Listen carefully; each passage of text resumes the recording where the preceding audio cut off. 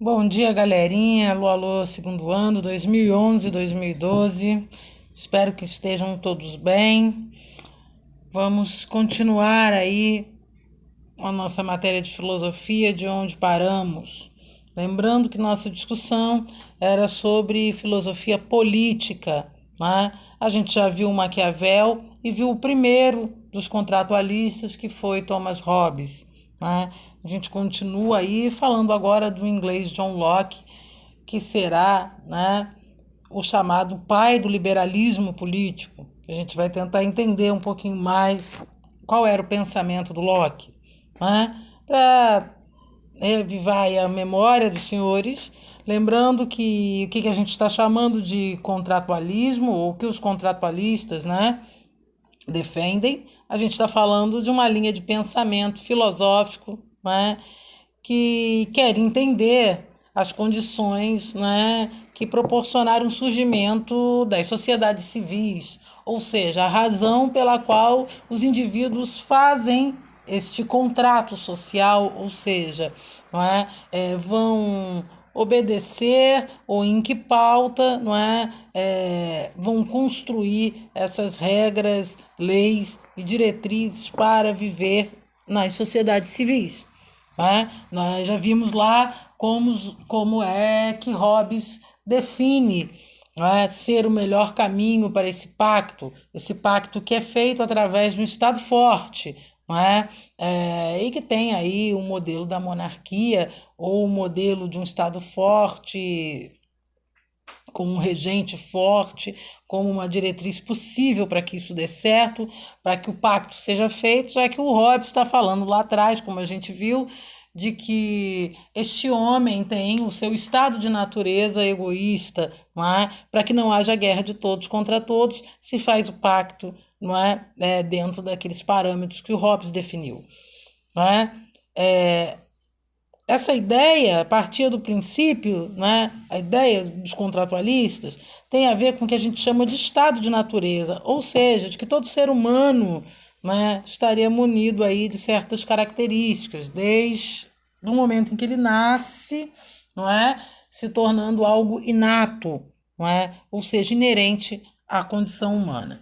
Mas vamos entender o que o Locke está falando. Não é? Nessa questão do estado de natureza, o que o Locke vai defender, o John Locke vai defender, e a gente precisa entender, é que o homem, não é, tem nesse estado de natureza, ou seja, nasce, não é, para defender aí três direitos que seriam naturais e primordiais: o direito à vida, o direito à liberdade, não é? E o direito à propriedade. Não é? O direito à propriedade aí é colocado como uma questão central para a gente entender como vai ser feito esse contrato social pelo John Locke. Não é? Para Locke, esse contrato social, ao contrário lá da visão hobbesiana, é um contrato de consentimento. Então, a gente vai entender. Se ele está dizendo que naturalmente o indivíduo tem direito à vida, à liberdade e à propriedade, e é por isso que o Locke é o pai do liberalismo político, não é? E dizem aí também a fonte do pensamento do liberalismo econômico que virá mais à frente, não é?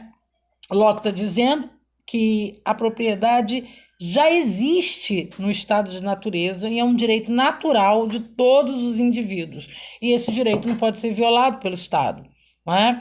Então, esse homem era, ao nascer, né, no seu estado de natureza, naturalmente livre e proprietário de sua pessoa e de sua capacidade de trabalho. Não é? Nessa concepção do Locke, não é, o trabalho é o fundamento originário da propriedade. Não é? Ou seja, aquilo que é meu é conquistado a partir desta capacidade, desse fundamento originário. Tá? O limite dessa propriedade era fixado, então, pela capacidade que cada um tem de trabalhar, né? De cada ser humano tem de conquistar através do trabalho essa propriedade, que seria então algo natural, inato do homem. Né? Então, para que se faz esse contrato? Esse contrato que ele está dizendo que é um contrato de consentimento. Né? Então, a gente está dizendo que o Locke está defendendo é que esse pacto, esse contrato social, né, é quando os homens concordam livremente, né, em formar o que ele está chamando de uma sociedade civil. Para quê? Para fazer uma preservação e para consolidar ainda mais esses direitos que ele possui desde seu estado de natureza. Então ele está dizendo que o homem faz o contrato para preservar a vida, a liberdade e a propriedade. A sociedade política, não ou civil, seria exatamente uma passagem desse lugar, desse estado de natureza, não é? Quando o homem faz esse contrato consentido, não é? E os indivíduos, portanto, permitem, não é, que o Estado civil mantenha a garantia desses direitos. Principalmente o que a gente está discutindo aí é que ele está colocando a questão da propriedade, não é? Então esse Estado vai fazer a manutenção deste direito de propriedade, assim como do direito à vida e da liberdade. E de que forma isso vai ser garantido, não é? A sociedade civil e esse pacto social, né, são necessários para uma regulamentação dessa posse desses bens, né? E o Estado é uma instituição que vai servir, para dar certos limites, principalmente quando se trata da questão da propriedade e para fazer a manutenção desse direito de propriedade. A gente está falando que o Locke está dizendo que são as leis que determinam, então, não é? A garantia do direito à vida, a garantia do direito de propriedade e da liberdade do homem. A liberdade é entendida como essa capacidade, né, que o homem tem a partir de algo que o Locke está chamando de transformador. Por isso ele é o pai do liberalismo político, não é? Que é a capacidade do trabalho e a partir daí de adquirir o seu direito natural, uns mais, outros menos, e do Estado ser então, não é? Esse contrato social é feito e esta figura do Estado é mediadora e vai garantir esses direitos naturais, não é?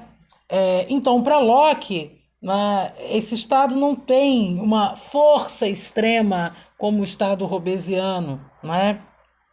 Mas ele tem um limite, ele age, em conformidade aí com os limites do direito à propriedade. Então a gente está falando de uma coisa bem diferente do primeiro contratualista que nós vimos presencialmente durante as nossas aulas lá na escola.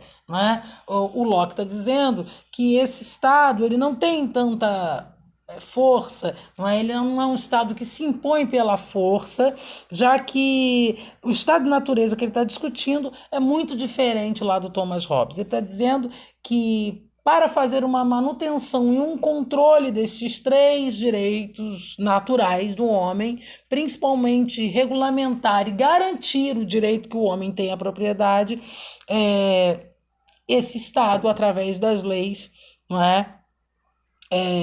Vai agir com conformidade na manutenção desse direito, tá? Então, façam aí os exercícios que vão estar indicados na plataforma e falaremos mais, tiraremos dúvida aí na nossa aula online no Hangouts. Beijo enorme, saudade de todos.